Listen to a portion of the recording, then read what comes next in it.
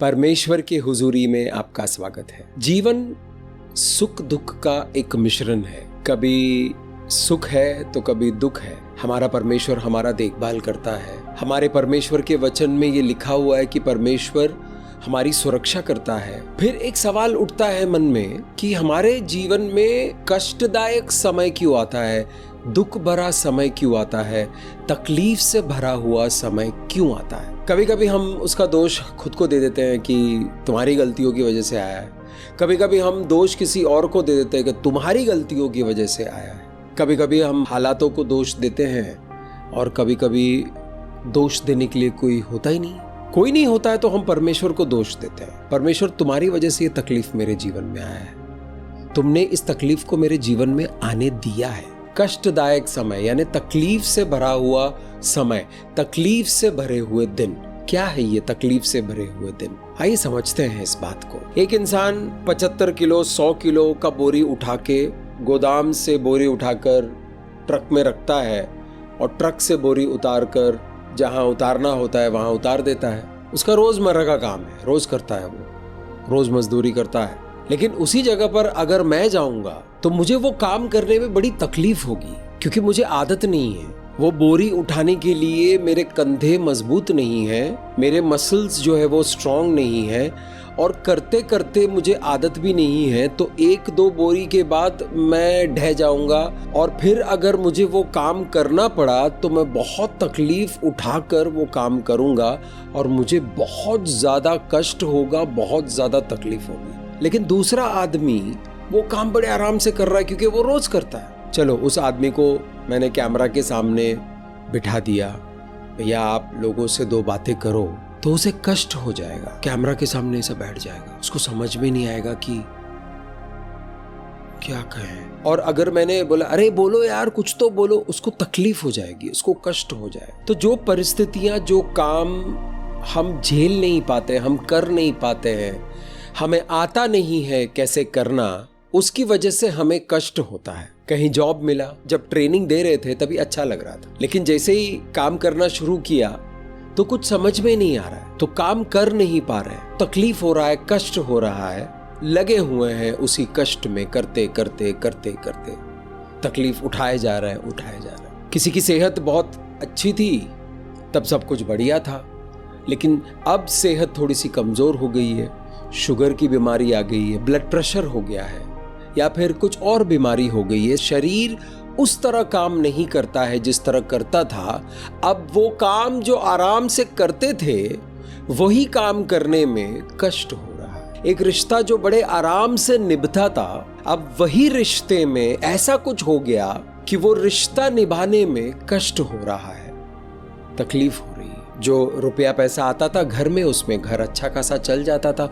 महंगाई बढ़ गई, आमदनी थोड़ी सी कम हो गई, या ज़रूरतें बढ़ गई घर में, तो अब उसी आमदनी से घर चलाने में कष्ट हो रहा है, तकलीफ हो रहा है। जो अच्छा दोस्त था अचानक रूठ गया, अकेला छोड़कर चला गया। पहले जब वो था साथ में तो जीवन बेहतर था, अब वो छोड़कर चला गया या छोड़कर चली गई तो दिक्कत हो गई, कष्ट हो रहा है।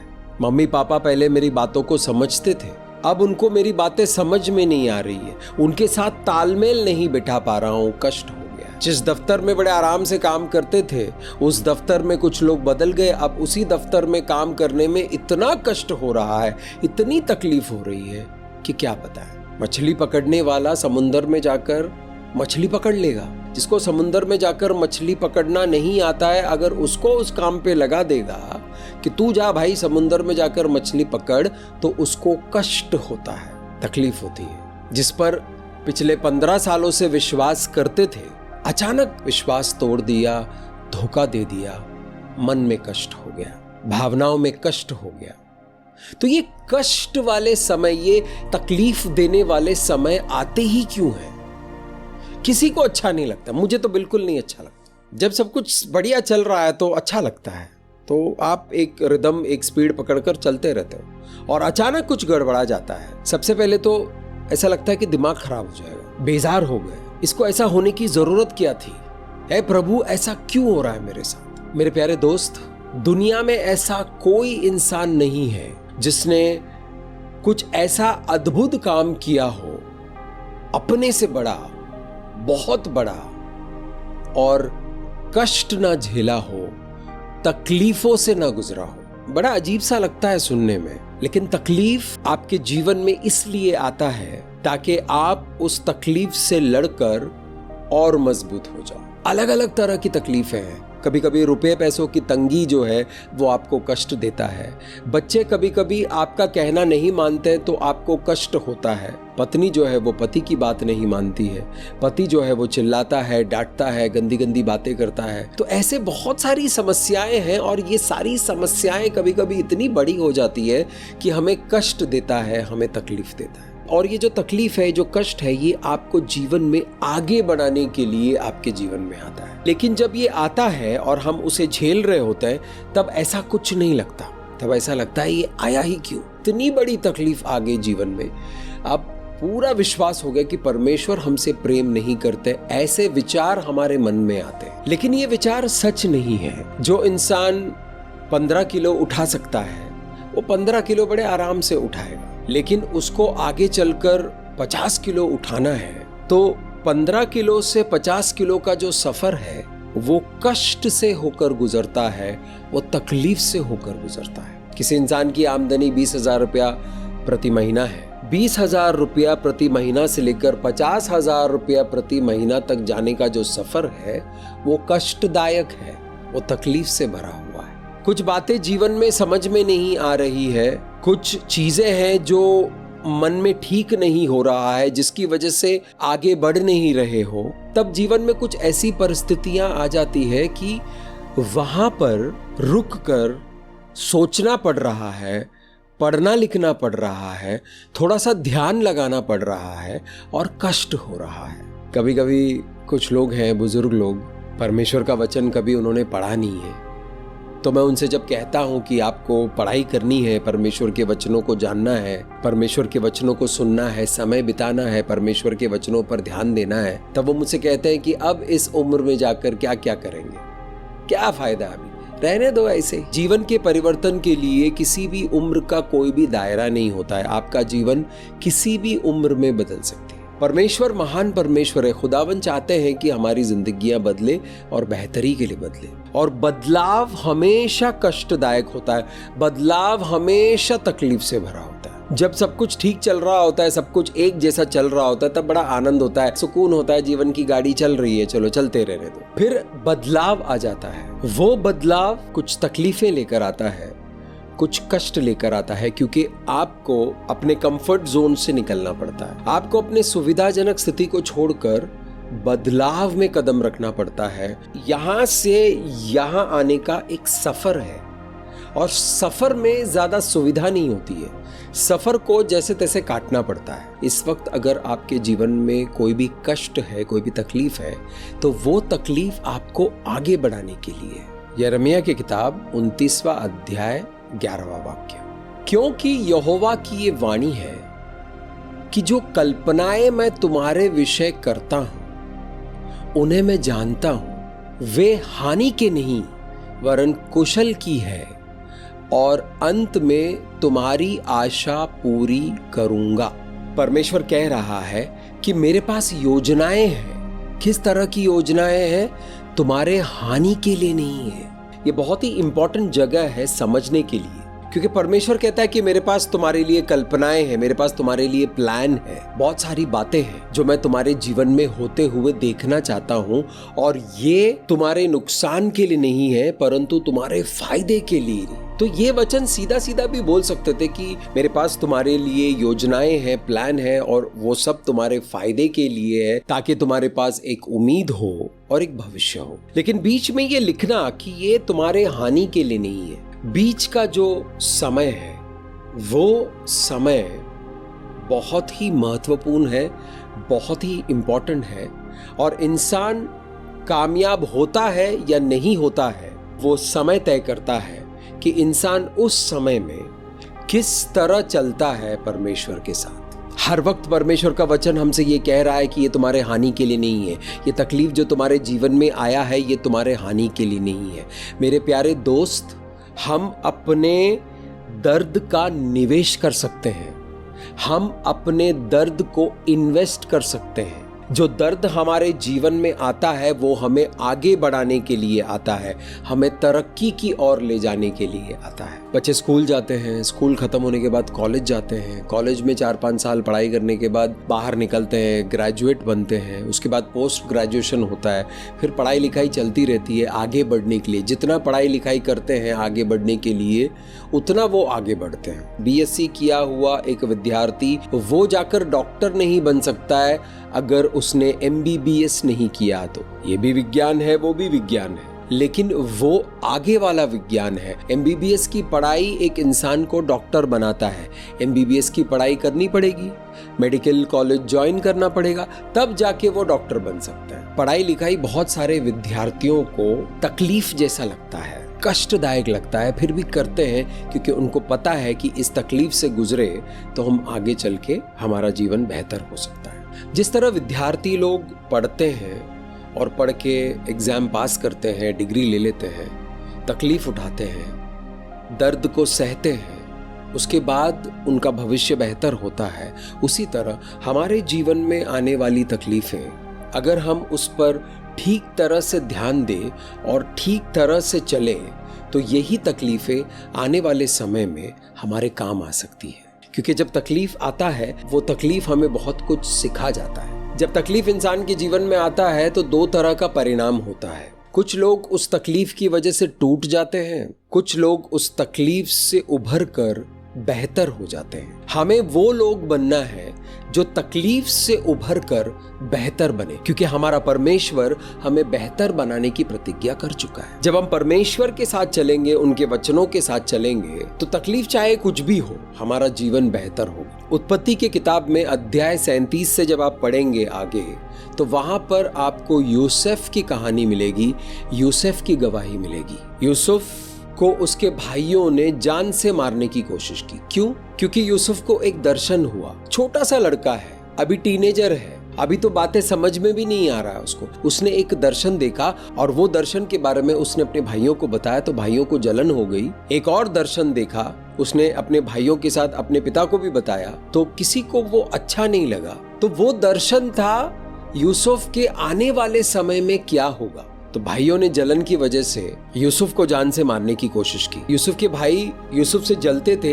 उसकी एक वजह ये भी थी कि याकूब जो है वो यूसुफ से बहुत प्रेम करता था, कुछ एक्स्ट्रा प्रेम करता था, क्योंकि यूसुफ और बेंजामिन रेचल का बेटा था और रेचल से याकूब ज्यादा प्रेम करता था। भाइयों ने यूसुफ को मारने की कोशिश की, उसके बाद उसको बेच दिया। जिस इंसान ने यूसुफ को खरीदा वो मिस्र के राजा के पास काम करता था, अच्छे ओहदे पर था और यूसुफ उसका गुलाम बन गया।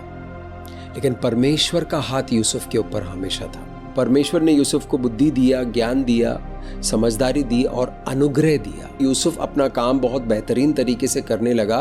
तो जिस आदमी ने उसे गुलाम बनाकर खरीदा था उसने अपनी घर की जिम्मेदारियां यूसुफ के हाथ में दे दी और यूसुफ अब मैनेजर जैसे काम करना शुरू कर दिया उस इंसान के घर में। यूसुफ हट्टा कट्टा सुंदर दिखने वाला एक इंसान था। तो पोटीफर की बीवी की नजर उसके ऊपर पड़ी और बीवी उसके साथ अवैध संबंध बनाना चाहती थी। पोटीफर ने यूसुफ को विश्वास करके घर की जिम्मेदारी उसके हाथों में दी। अब उसी विश्वास को तोड़ने के लिए पोटीफर की बीवी जो है वो यूसुफ को एक दिन पकड़ लेती है और कहती है कि मेरे साथ अवैध संबंध बनाओ, मेरे साथ शारीरिक संबंध बनाओ। तो यूसुफ ने कहा मैं ऐसा नहीं कर सकता हूँ, मैं अपने परमेश्वर के खिलाफ पाप नहीं कर सकता हूँ। और वो भागा वहां से।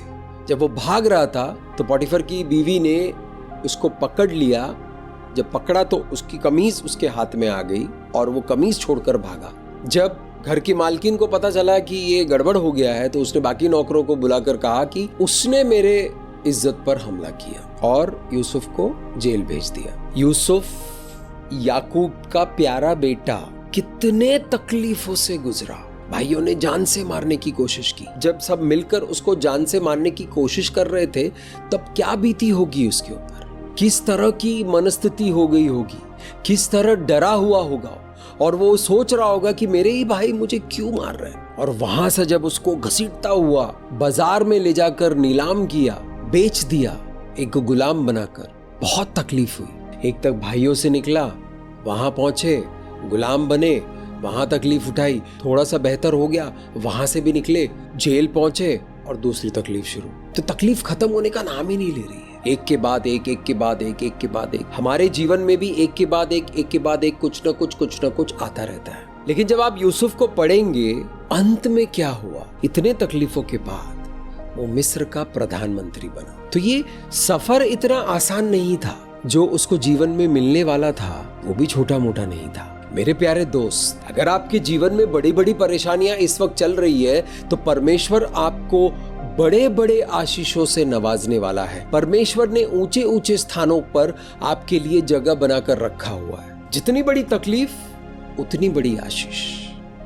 हर इंसान कामयाब होना चाहता है, हर इंसान आशीष में चलना चाहता है, लेकिन जीवन में तकलीफें आएंगी। ये पीड़ाएं, ये तकलीफें जब आती है तो हमें टूटना नहीं है, हमें नाउम्मीद नहीं होना है, हमें हिम्मत नहीं हारना है, परमेश्वर के वचनों पर विश्वास करके चलना है। तकलीफ से भरे समय में जब हम परमेश्वर की प्रतिज्ञाओं पर मनन करते हैं तो परमेश्वर की प्रतिज्ञाएं हमारे जीवन में एक बाम का काम करती है, क्योंकि परमेश्वर का वचन जीवन देने वाला वचन है, आपको प्रोत्साहित करने वाला वचन है।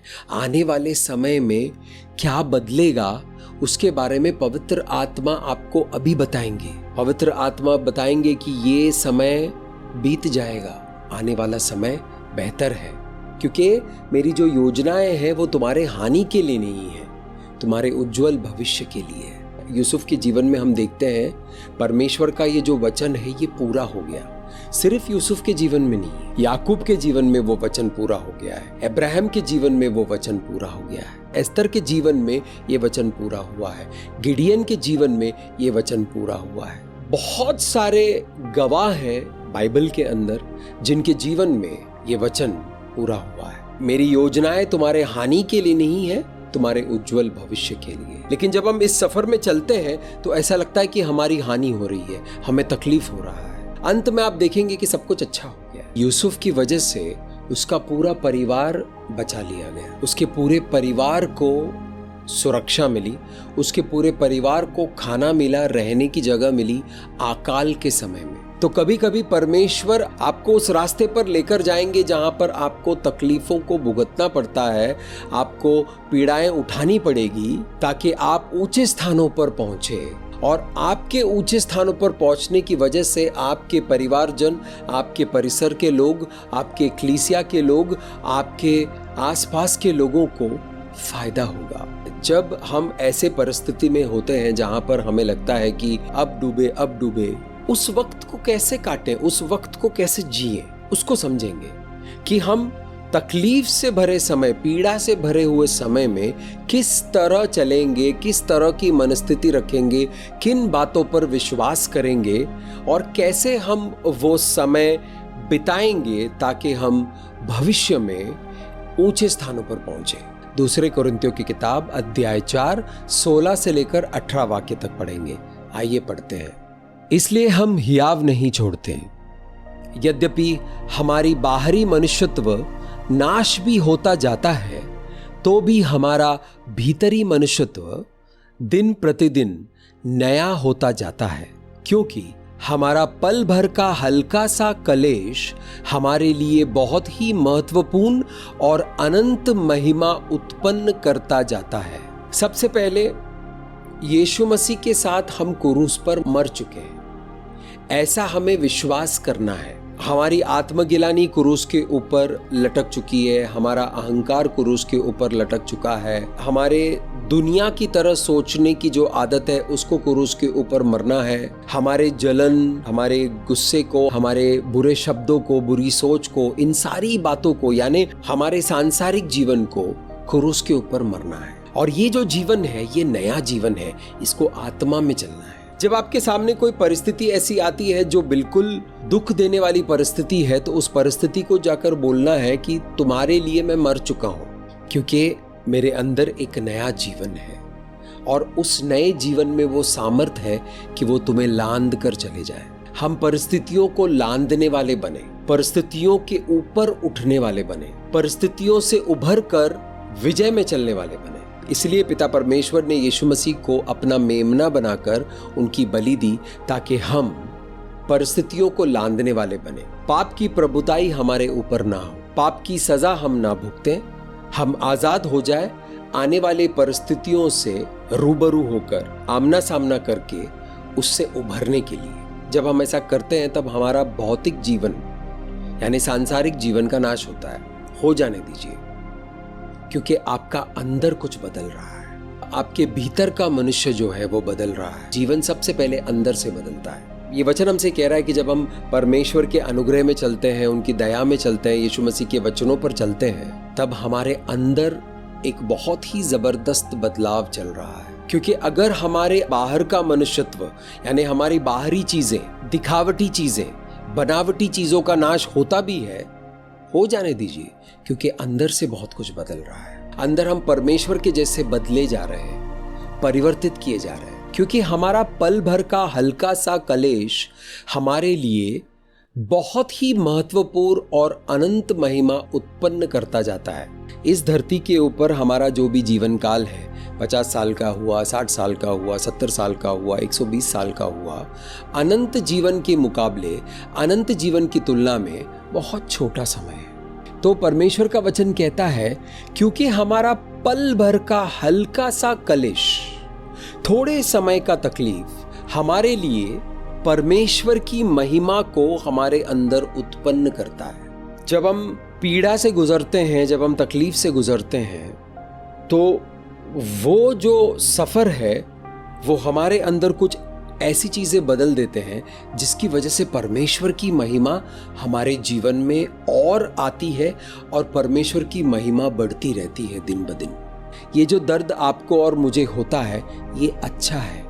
इस दर्द को हमें ज़ाया नहीं होने देना चाहिए, क्योंकि इस तकलीफ की वजह से, इस दर्द की वजह से हमारे जीवन में परमेश्वर की महिमा बढ़ती रहती है। जब परमेश्वर की महिमा आपके जीवन में बढ़ती जाती है तब आप कामयाब होते हो, आप शक्तिशाली होते हो, आप बुद्धि से भरे हुए होते हो, आप समझदार बन जाते हो, अपने से बड़े बड़े काम कर पाओगे। और हम तो देखी हुई वस्तुओं को नहीं परंतु अनदेखी वस्तुओं को देखते रहते हैं, क्योंकि देखी हुई वस्तुएं थोड़ी ही दिन की है परंतु अनदेखी वस्तुएं सदा बनी रहती है। आप जो भी तकलीफ से अभी इस वक्त गुजर रहे हैं उसको आप देख सकते हो, वो थोड़े दिन के लिए, लेकिन जो अच्छा समय है जिसको आप इन आंखों से देख नहीं पाते हो, विश्वास की आंखों से देख सकते हो, वो आ रहा है, वो अनंत है, वो आ गया, प्रकट हो गया।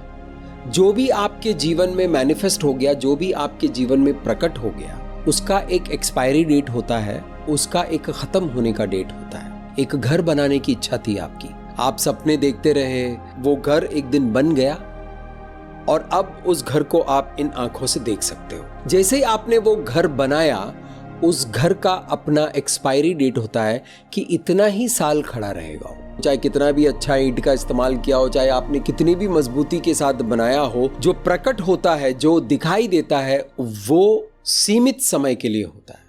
लेकिन जब आप घर के बारे में सोचते थे और वो बना नहीं था तो वो अनंत था। हो सकता है कि आपने जब सोचते वक्त 10 कमरों वाला घर सोचा और बनाते वक्त 5 कमरों वाला घर बनाया। ठीक उसी तरह आपके जीवन में जो बुरी परिस्थितियां हैं वो भी थोड़े टाइम के लिए, परमानेंट नहीं है। इस दुनिया में जो भी प्रकट होता है, जो भी आपको इन आंखों से दिखाई देता है, वो परमानेंट नहीं है। चाहे आप जितनी भी मजबूती के साथ उसको बना लो, वो टूट जाएगा।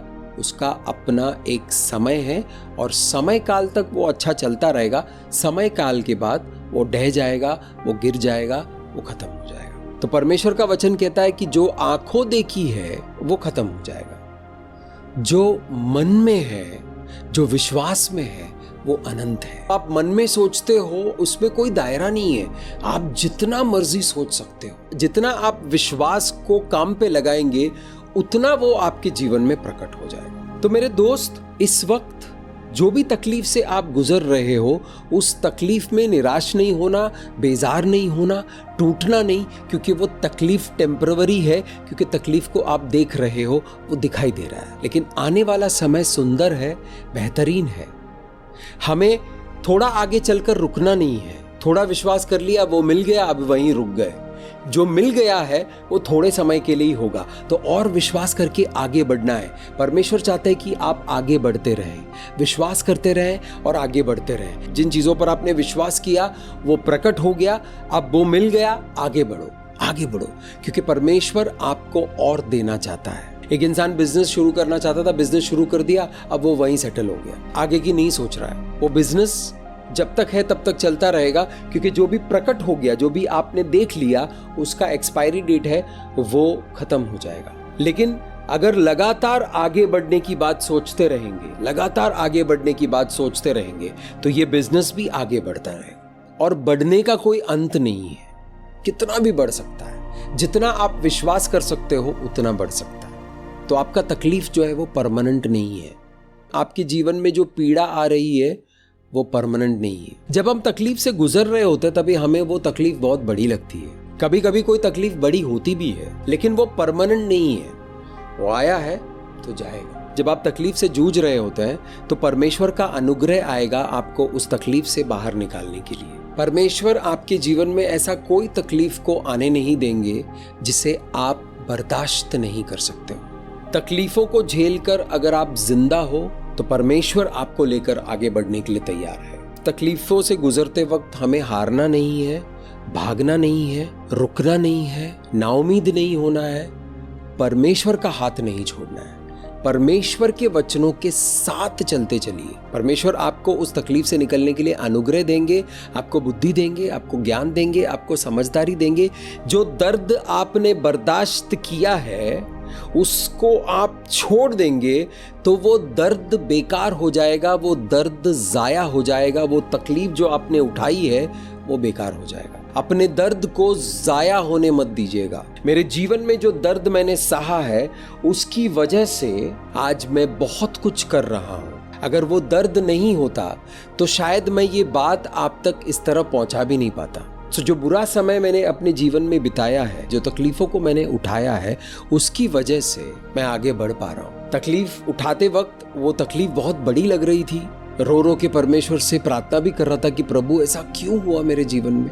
लेकिन आज मुझे समझ में आता है कि वो तकलीफें क्यों आई, मुझे यहाँ तक पहुँचाने के लिए। आशीष जब आता है, जब ब्लेसिंग आपके जीवन में आता है, तो वो आपको कभी कभी वो तकलीफ जैसा लगता है, परेशानी जैसा लगता है। कभी कभी पढ़ाई करनी पड़ती है, कभी कभी थोड़ा मेहनत ज्यादा करना पड़ता है, कभी कभी लोगों को माफ करना पड़ता है, गुस्से को काबू में करना पड़ता है, तब जाके वो आशीष प्रकट होगा, मैनिफेस्ट होगा। परमेश्वर आपको टूटने नहीं देंगे, आप छोड़कर मत जाइए। तकलीफ को बर्दाश्त करते हुए चलिए, सब्र करते हुए चलिए, परमेश्वर के वचनों को लेते हुए चलिए, आप महिमा में बढ़ते जाओगे। एक महिमा और दूसरे महिमा के बीच का जो फासला है वो थोड़ा तकलीफों से गुजरकर जाना पड़ता है। और जब परमेश्वर की महिमा आपके जीवन में होती है तो आपका जीवन सफल होता है। गलातियों की किताब अध्याय 2 वाक्य 20 को पढ़ेंगे। मैं मसीह के साथ क्रूस पर चढ़ाया गया हूँ और अब मैं जीवित न रहा पर मसीह मुझ में जीवित है, और मैं शरीर में अब जो जीवित हूँ तो केवल उस विश्वास से जीवित हूँ जो परमेश्वर के पुत्र पर है, जिसने मुझसे प्रेम किया और मेरे लिए अपने आप को दे दिया। ये वचन हमसे कह रहा है कि यीशु मसीह के साथ हम भी उस क्रूस पर मारे गए हैं। तो अब इस शरीर में मैं नहीं रहता, इस जीवन में मैं नहीं हूँ, इस जीवन में यीशु मसीह है। यीशु मसीह चला रहा है इस जीवन को। यीशु मसीह जब आपके भीतर है और आपके साथ है तो आपको किसी चीज से डरने की जरूरत नहीं है, क्योंकि वो परमेश्वर के पुत्र है, परमेश्वर का वचन है। परमेश्वर ने अपने वचन के जरिए सृष्टि की रचना की थी। अब ये वचन कह रहा है कि यीशु मसीह हमारे अंदर है। ये जीवन को हम नहीं जी रहे हैं, ये जीवन को यीशु मसीह के साथ मिलकर हम जी रहे हैं। यीशु मसीह जी रहे हैं हमारे अंदर। आपके जीवन में परेशानियां आ गई है और यीशु मसीह आपके साथ है तो वो परेशानियां आपको नुकसान नहीं पहुंचा सकती है। वो परेशानियां आपको आगे बढ़ाने के लिए आपकी सहायता करेगी। छोटा बच्चा जब रोता है तो जिस तरह एक माँ उस बच्चे को आश्वासन देती है, सांत्वना देती है, ठीक उसी तरह परमेश्वर भी आपको आश्वासन देगा, सांत्वना देगा जब आप तकलीफ से गुजर रहे हैं। तो परमेश्वर का अनुग्रह आपके साथ है, परमेश्वर की दया आपके साथ है, परमेश्वर का प्रेम आपके साथ है, यीशु मसीह आपके साथ है। व्यवस्था विवरण 31 का 8 को पढ़ेंगे। और तेरे आगे आगे चलने वाला यहोवा है, वो तेरे संग रहेगा और ना तो तुझे धोखा देगा और ना छोड़ देगा, इसलिए मत डरो और तेरा मन कच्चा ना हो। यहाँ पवित्र आत्मा इस वचन के जरिए हमसे कह रहे हैं कि जब हम तकलीफ से गुजर रहे होते हैं तो हमारा परमेश्वर हमारे आगे आगे जा रहा है। वो हमें छोड़ेंगे नहीं, वो हमें मरने के लिए नहीं छोड़ेंगे, बर्बाद होने के लिए नहीं छोड़ेंगे, बीमार रहने के लिए नहीं छोड़ेंगे, बेरोजगार रहने के लिए नहीं छोड़ेंगे, परिवार टूटने नहीं देंगे, बिखरने नहीं देंगे। वो आपके आगे आगे जा रहा है और वो उन मुश्किलों को ठीक करता हुआ जा रहा है। हमें सिर्फ उनके पीछे पीछे चलना है। वो हमें छोड़ेंगे नहीं, वो हमें त्यागेंगे नहीं। छोड़ना मतलब साथ छोड़ना, त्यागना मतलब भावनाओं में त्यागना। परमेश्वर यहोवा कहते हैं कि मैं तेरे आगे आगे चल रहा हूं, जिस परेशानी से तू गुजर रहा है वहां मैं भी हूं, डरना नहीं, मैं तुम्हारे साथ हूं, तुम्हारे आगे आगे जा रहा हूं, टेढ़े मेढ़े रास्तों को सीधा कर रहा हूं, पर्वतों को कुचल रहा हूं, तांबे के दरवाजों को तोड़ रहा हूं, लोहे के सलाखों को काट रहा हूं और खजाना लाकर तुम्हें दे रहा हूं। तुम बस चलते रहो। मुझे पता है थोड़ी तकलीफ हो रही है, लेकिन सब्र करो और चलते रहो। मैं तुम्हारे जीवन में उतना ही तकलीफ को आने देता हूं जितना तुम झेल सकते हो। इसलिए अपने मन को कच्चा मत करो, दृढ़ हो जाओ, मजबूत हो जाओ। कच्चा मन इंसान को तोड़ देता है। जब आपके जीवन में तकलीफ आता है, उस तकलीफ को झेलते झेलते अगर आपका मन कच्चा हो गया तो आप हिम्मत हार जाओगे। और अगर आप हिम्मत हार गए तो उस समय तक जितना दर्द आपने बर्दाश्त किया है वो दर्द पूरा जाया जाएगा। इसलिए हिम्मत नहीं हारना मेरे दोस्त, हिम्मत नहीं हारना। चलते रहो, चलते रहो। परमेश्वर आपके साथ है, वो आपके साथ रहेंगे, वो आपको छोड़ेंगे नहीं, वो आपको त्यागेंगे नहीं। आपका दर्द जाया नहीं जाएगा। एक महिमा से ऊपर वाले ऊंचे महिमा में परमेश्वर आपको लेकर चल रहा है। चलते रहिए परमेश्वर के साथ। पहला पत्रस अध्याय 5 वाक्य 10 को पढ़ेंगे। अब परमेश्वर जो सारे अनुग्रह का दाता है, जिसने तुम्हें मसीह में अपने अनंत महिमा के लिए बुलाया, तुम्हारी थोड़ी देर तक दुख उठाने के बाद आप ही तुम्हें सिद्ध और स्थिर और बलवंत करेगा। मेरे प्यारे भाइयों और बहनों, अगर हमें स्थिर होना है, अगर हमें सिद्ध होना है, अगर हमें परमेश्वर में बलवंत होना है, तो हमें थोड़े तकलीफ से गुजरना पड़ेगा। थोड़ा देर तकलीफ को झेलने के बाद परमेश्वर हमें सिद्ध करेंगे, स्थिर करेंगे, एस्टैब्लिश करेंगे और बलवंत बनाएंगे। हमें बलवंत बनते हुए चलना है। आने वाला जीवन आसान नहीं है, वहां पर कमजोरी काम नहीं आएगी। हमें शक्तिशाली होना है, हमें बलवंत होना है, परमेश्वर के वचनों में जाना है, परमेश्वर के वचनों में चलना है, परमेश्वर के वचनों को समझना है, परमेश्वर की बातों में चलना है। और ये सब आप कर पाए, इसलिए यीशु मसीह ने क्रूस के ऊपर अपना काम पूरा किया। यीशु मसीह ने हमें बलवंत बनाने के लिए, हमें स्थिर रखने के लिए, हमें सिद्ध करने के लिए अपने जीवन की आहुति दी। अब हम थोड़े तकलीफ के लिए उस आहुति को जाया नहीं जाने देंगे, उस कुर्बानी को बेकार नहीं होने देंगे, और जो दर्द हमने अब तक सहा है उस दर्द को हम जाया नहीं होने देंगे। तो परमेश्वर के प्यारों, परमेश्वर के वादों के साथ, परमेश्वर के वचनों के साथ बने रहो। पीड़ाएं अच्छी है।